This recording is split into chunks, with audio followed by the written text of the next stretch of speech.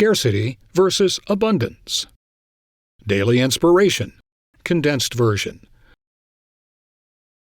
The ego would insist that you follow the concept of scarcity, an illusionary formula that it uses to try to replace an all-loving God. Today, no longer buy into this lie as true. Recall that there is a place within you where God's gifts are multiplied as they are given away. A place where you, your sisters and brothers, and God are one. Where each and every kindness, no matter how small the offer, is received by not only that part of you that you call your sister or brother, but also by the true part of you that is one with God. Everything real that you give away, you get to keep through the experience.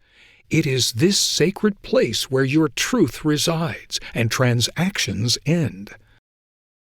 It is this place, your true foundation, where you are able to release the world's restrictions and limits and give as you have received.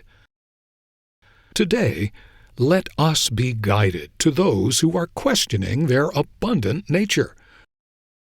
When we meet those who think they lack peace, we now know that peace is what our source is asking us to offer them.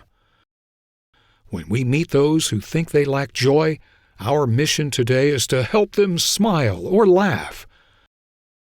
When we meet those who are feeling unloved or that they lack love, let us remind them that as love's creations, they are fully deserving of being loved, and then love them in any way that we can. And when we are in need of remembering our own abundant nature, let us hold our heads up high, remember who our Creator is, and confidently and courageously offer others what we think we lack. As we do so, the false idea of scarcity will begin to fade away. And in its place, the abundant radiance of God will rise once again in us and fully shine.